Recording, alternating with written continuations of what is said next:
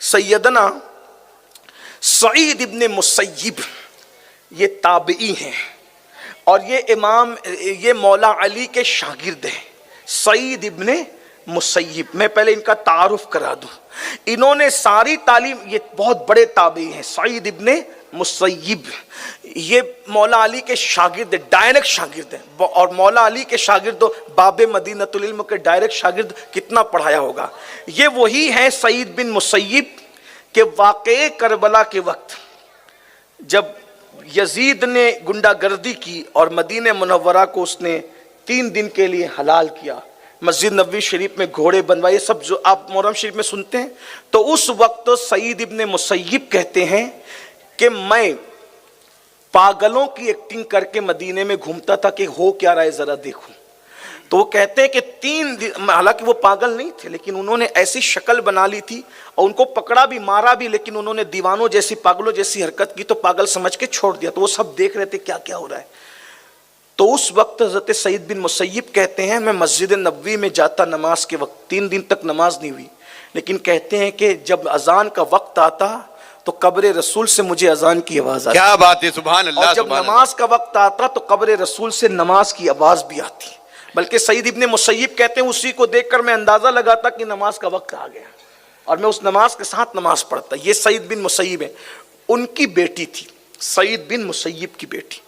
اتنا پڑھایا تھا بیٹی کو. کتنا پڑھایا تھا بھی آپ سنیں گے تو سمجھ میں آئے گا.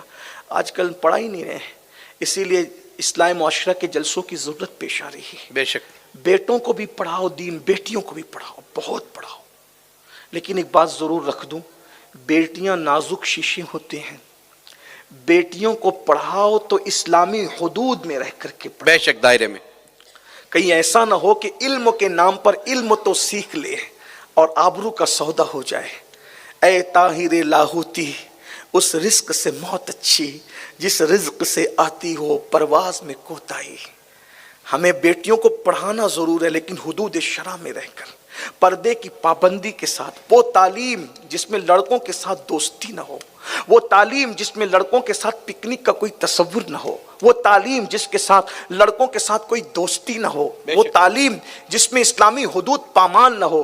اور اگر ایسی حدود پامال ہو کر علم ملتا ہے تو میں کہتا ہوں 1000 ڈگریوں سے وہ ان پڑھ بچی اچھی ہے جو اپنی آبرو اور ایمان کی حفاظت کر لے. اس سے بڑی کوئی ڈگری نہیں ہے. تو عرض یہ کر رہا تھا، سعید ابن مسیب کے ایک شاگرد تھے. کچھ دنوں تک کہ وہ کلاس میں نہیں آئے. پہلے دارالعلوم وغیرہ مدرسے نہیں تھے، جو علماء تھے انہی کے گھر دانشگاہیں تھی. علماء اپنے گھروں میں بیٹھ کے پڑھاتے تھے اور انہی کے گھروں میں لوگ پڑھتے تھے. ایسے پہلے باضابطہ درس گاہیں، یہ بعد میں اس کا تصور ہوا ہے، بہت بعد میں جا. تو یہ پہلی صدی کا واقعہ ہے نا سعید بن مسیب کا، کیونکہ یہ تابعی ہیں، ڈائریکٹ تابعی ہیں، مولا علی کے مرید ہیں، مولا علی کے شاگرد ہیں. تو آپ کے شاگرد تھے ایک سعید بن مسیب کے. ایک طویل عرصے تک کہ وہ کلاس میں نہیں آئے. بہت دنوں کے بعد آئے تو سعید بن مسیب نے اپنے شاگرد سے پوچھا، بیٹا تم بہت دن سے آئے نہیں، تمہارے علم کا بہت نقصان ہوا ہے، تم کیوں نہیں آئے؟ تو اس نے کہا، شاگرد نے، حضرت میری بیوی بیمار ہو گئی تھی اور اس کی تیمارداری میں میں لگا تھا، اس کی جو ہے وہ میں خدمت میں لگا تھا. تیمارداری خدمت کو کہتے ہیں، مریض کی خدمت کرنے کو تیمارداری کہتے ہیں.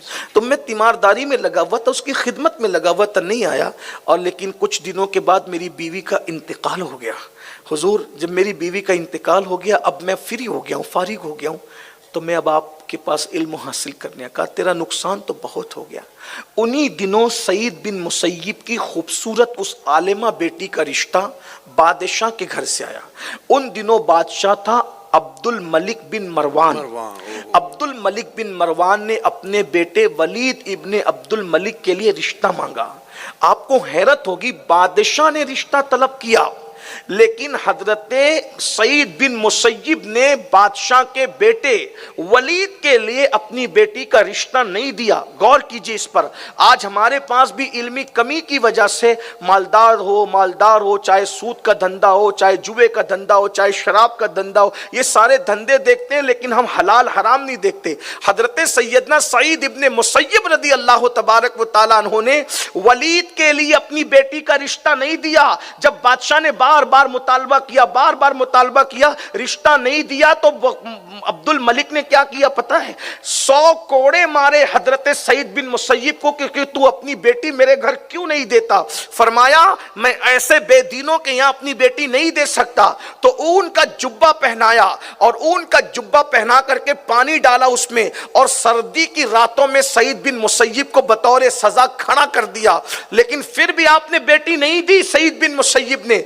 और आपके वो शागिर्द जो इल्म में दिलचस्पी रखते थे, अपनी बेटी को उसके घर ले गए, और अपने शागिर्द जो इल्म में बहुत दिलचस्पी रखते थे उनके घर गए, दरवाजे पे दस्तक दी। उन्होंने दरवाजा खोला तो हैरान हो गए, कहा कि हजरत आप? कहा मैं तुझसे मिलने आया हूँ।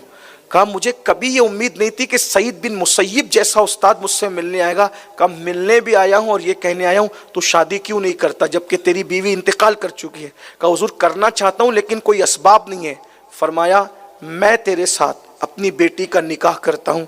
और फिर हटे और बेटी पर्दे में थी, सामने कर दिया, और निकाह करने के बाद फरमाया अब ये तेरी अमानत है, अब तो इसे अपने घर रख, क्योंकि मैंने दौलत की वजह से नहीं, तेरे इल्म और तकवे की वजह से तुझे दामाद बनाया है, और मैं तुझे इसको सौंप जाता हूँ। और उसके बाद गए भी।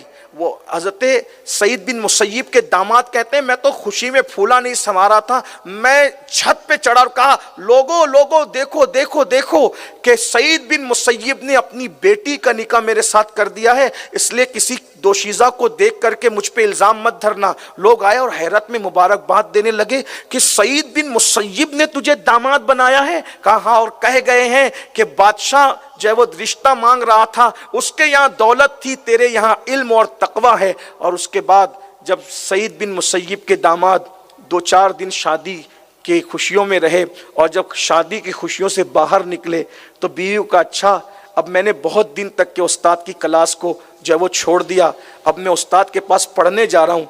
बीवी ने हाथ पकड़ के कहा अब आपको आपके उस्ताद के पास जाने की ज़रूरत नहीं है, आपके उस्ताद जो पढ़ाते थे वो सब उलूम मेरे पास मौजूद है, मैं वो सब आपको पढ़ा लिखा करके मुकम्मल कर दूँगी।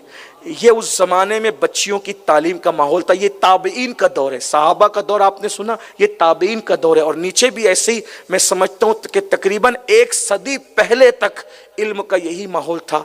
आज इल्म का फुकदान है। किसी मुफक्किर ने कहा था मर्द ने पढ़ा, फ़र्द ने पढ़ा, औरत ने पढ़ा, पूरे मुआशरे ने पढ़ा।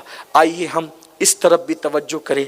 अल्लाह तबारक व तआला हम सबको तौफीक दे बच्चियों को पढ़ाने की, आगे बढ़ाने की, और जो इदारा बच्चियों की तामीर के लिए तामीर हो रहा है अल्लाह इसके लिए आसानियाँ पैदा फरमाए।